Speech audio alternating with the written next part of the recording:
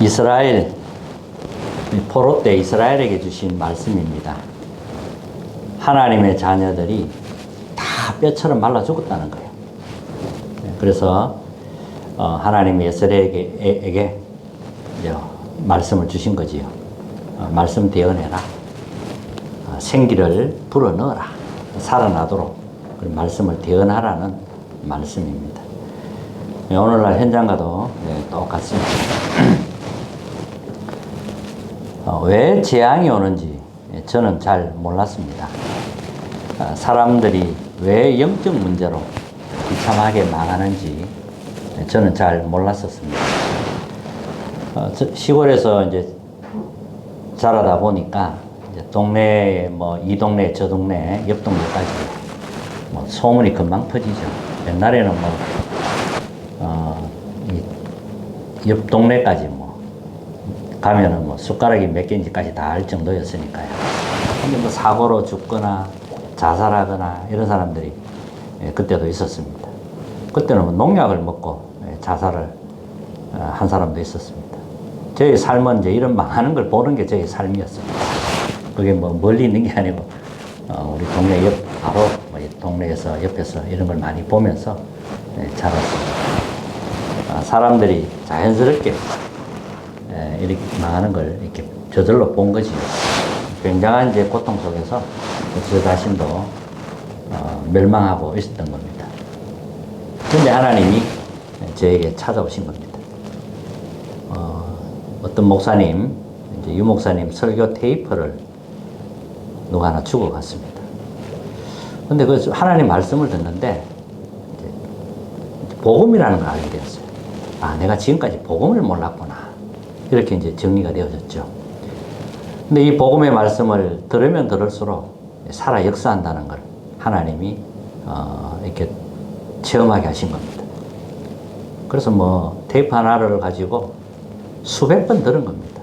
들을 때마다 또 새롭고 하나님 말씀은 살아있기 때문에 당연히 그렇게 지금 생각하면 당연히 그렇게 살아서 역사하는 게 당연한 건데 그때는 너무 신기하고 은혜가 되었습니다. 그러니까 복음의 말씀이 나를 살린 겁니다. 말씀 듣고 제가 살아났고 지금 이 자리에 있는 것입니다. 하나님은 영이십니다. 하나님은 영이시고 하나님이 우리를 육신을 가진 영적인 존재로 창조하신 겁니다. 영이신 하나님이 함께 할 때 행복하고 평안함을 누릴 수 있고 또 힘이 나는 겁니다. 하나님이 함께 할 때 힘이 나요. 다른 것은 힘이 나지 않습니다. 진정한 우리의 영을 살릴 수 있는 것은 하나님이 함께 할 때입니다. 근데 하나님 창세기 3장 사건이 보면은 중요한 사건이 터집니다. 하나님을 떠나게 되는 그 사건을 말합니다. 그냥 떠난 게 아니고요. 분명히 사탄이 뱀에게 들어가서 하와를 유혹한 겁니다. 너도 하나님처럼 될 수 있다. 이렇게 유혹한 겁니다. 사탄의 말을 듣고 속아 넘어간 거지요. 이렇게 해서 이제 원죄가 들어오게 됩니다. 그리고 재앙이 들어오게 됐고 하나님의 영이 함께 했는데 하나님의 영이 떠났으니까 하나님의 영이 없는 겁니다. 그러니까 이제 먹는 것밖에 몰라요. 육신밖에 모르는 그런 존재가 됩니다. 그래서 성경이 이걸 보고 에베소 2장 1절에 죄와 허물로 죽었던 그랬거든요. 죄와 허물로 죽었다. 죽은 상태가 되어버립니다. 여기에서 아무도 벗어날 수 없습니다. 절대 불가능한 상태에 놓여버린 겁니다. 그래서 로마서 3장 23절에 보니까요. 모든 사람이 죄를 범하였음에 하나님의 영광에 이르지 못하더니 의인은 없나니 하나도 없다고 했습니다. 희망이 없는 상태가 되어버립니다. 이게 인간입니다. 근데 하나님이 여기에 절대 가능한 답을 주신 겁니다. 창세기 3장 15절. 여자의 후손이 뱀의 머리를 상하게 할 것이다. 그리스도가 오셔서 이 문제를, 인간의 문제를 해결하겠다는 그 약속이거든요. 근데 이 말씀을 딱 붙잡는 순간에 창세기 3장은 무너지는 겁니다. 이건 종교가 아닙니다. 이론도 아닙니다. 복음입니다. 생명입니다. 이때부터 살아 역사하는 말씀이 들리게 되는 겁니다. 여자의 후손이 뱀의 머리를 상하게 할 것이다. 흑암을 꺾어야 되는 거예요. 꺾는 방법은 여자의 후손, 그리스도밖에 없는 겁니다. 그 언약을 붙잡는 순간 어둠은 무너지는 겁니다. 마귀가 가장 두려워하는 그리스도입니다. 성경에 보면 사도행전 3장 안전뱅이가 있습니다. 나면서 안전뱅이, 운명에 묶인 사람이죠.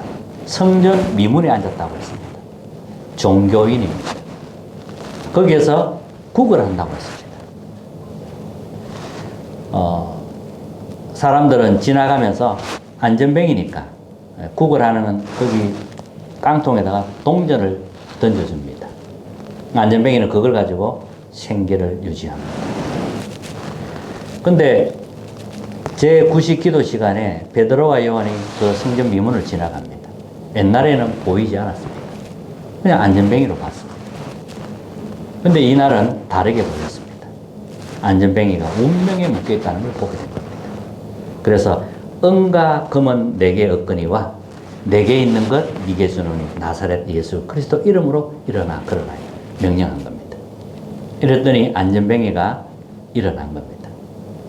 그러니까 이제 소문이 막 퍼지겠죠. 안전뱅이에게 동전을 아무리 줘도, 안전뱅이가 집을 사고 뭐를 다 해도 안전뱅이는 안전뱅이입니다. 안전뱅이에게 무엇이 필요합니까? 그리스도가 필요합니다. 이걸 베드로가 본 것입니다. 은과 금은 내게 없거니와 내게 있는 것 네게 주노니 나사렛 예수 그리스도 이름으로 일어나 걸어라. 여러분에게 무엇이 필요합니까? 진짜 필요한 게 무엇입니까? 그리스도가 필요합니다. 살아있는 하나님의 말씀이 계속 다가와야만 됩니다. 그게 내가 사는 길입니다. 근데 여러분 다른 거 붙잡았다. 예를 들자면 중요한 걸 놓친 겁니다. 진짜 붙잡으셔야 돼요. 복음과 기도가 통하면 그 어떤 것보다도 귀한 겁니다. 복음이 통해야 되고 기도가 통해야 됩니다. 내 안에 하나님의 망대 세우는 것은 절대 계획입니다. 사탄이 심어놓은 12가지, 교회가 또 심어놓은 5가지 흑암 망대가 있거든요. 이걸 무너뜨리고 하나님의 망대 세우는 것은 하나님의 절대 계획이라는 겁니다. 이것을 꺾는 길은 오직 그리스도밖에 없습니다. 이 그리스도 이름으로 사탄의 망대, 교회가 세워놓은 흑암 망대를 무너뜨리는 겁니다. 그래야만 하나님의 망대를 세울 수 있게 되는 거지요. 이 창세기 3장은 하나님 필요 없다는 사실입니다. 나 하나님 필요 없어. 내 힘으로 할 수 있어. 내 힘으로 살 수 있어. 스스로 주인이 되겠다는 겁니다. 굉장한 이게 교만이죠. 하나님 필요 없다고 하니까. 그래서 복음의 말씀을 안 믿는 순간, 우리가 복음의 말씀을 안 믿게 되면 어떻게 되느냐면 바로 세상에 영향받습니다. 영적인 일이 바로 일어납니다. 언약을 딱 붙잡으면 흑암은 바로 무너집니다.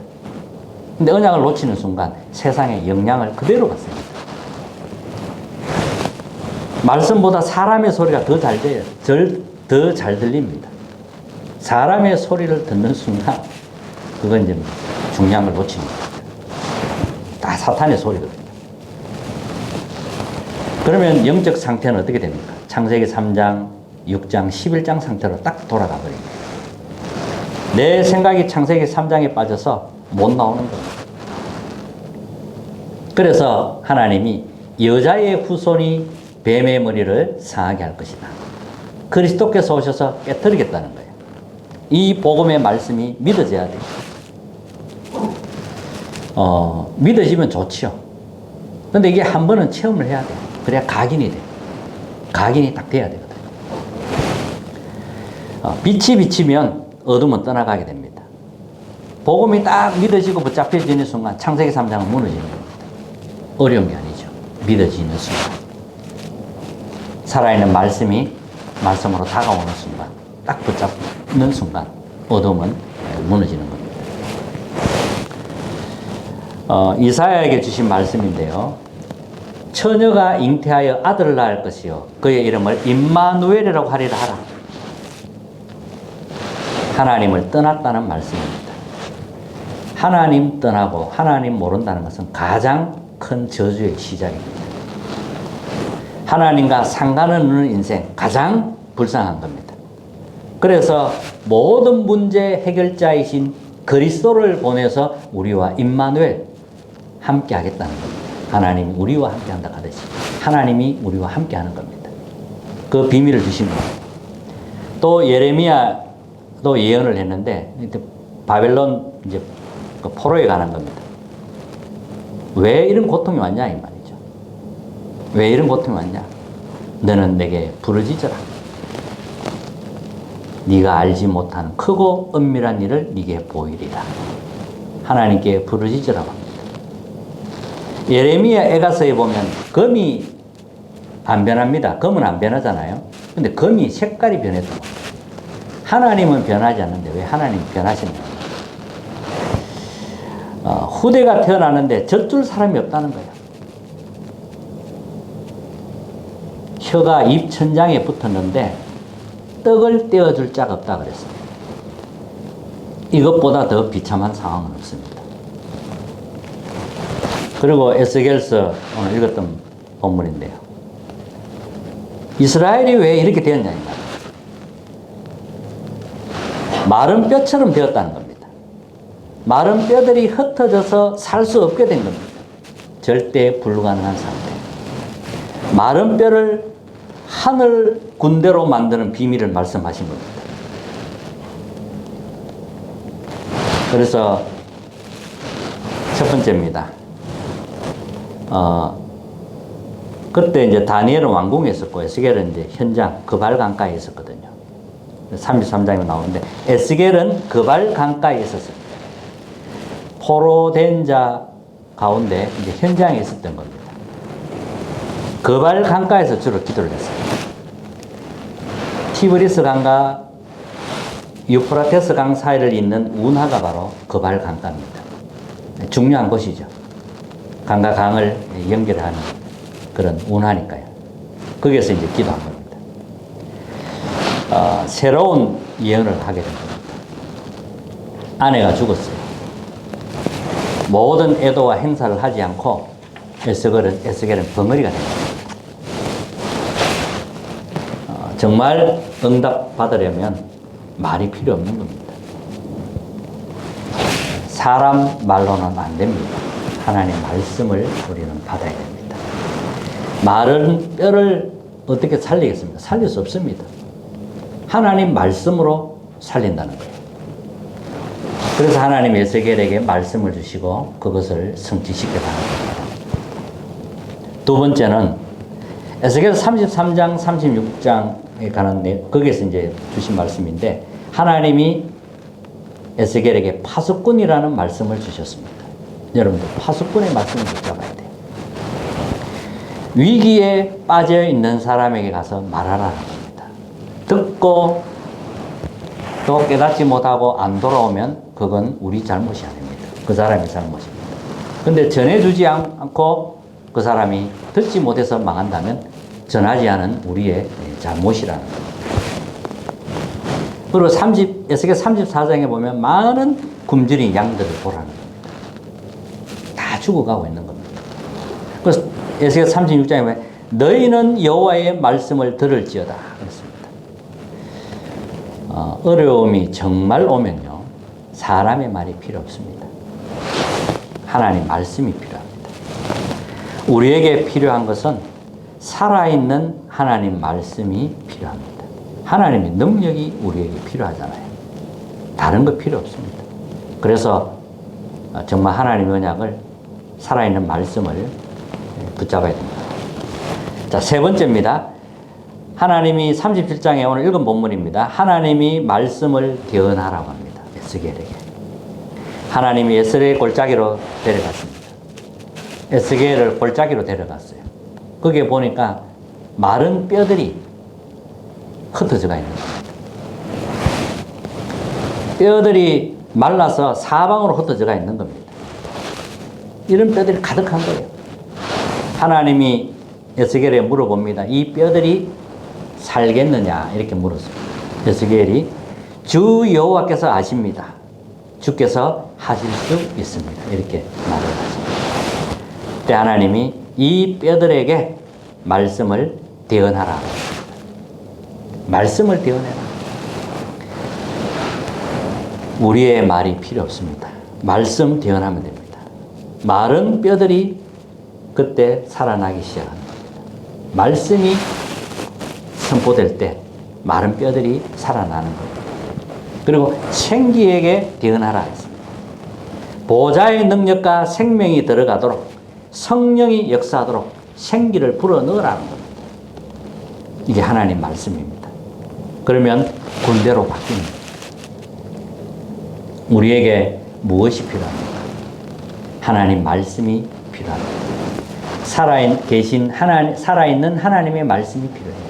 그 말씀이 우리를 살리는 겁니다. 자, 그러면 결론이면 예배를 어떻게 드리면 되는가 하는 겁니다. 에스겔 47장에 보면요. 성전에서 나오는 물이, 성전에서 흘러나오는 물이 점점점 많아지게 됩니다. 그래서 이제 이게 줄자로 재면서 가는데 처음에는 발목까지 차게 됩니다. 성전에서 나오는 물이 흘러서 이게 이제 발목을 딱까지 와요. 근데 조금 더 이제 가니까 이제 무릎까지 옵니다. 이제 허리까지 차게 되고 가슴까지 오게 됩니다. 가슴까지 오면 걸을 수가 없습니다. 그때는 물에 의해서 더 내려가는 겁니다. 물에 맡겨야 됩니다. 이 무슨 말입니까? 하나님이 우리와 이 교회를 지킨다는 겁니다.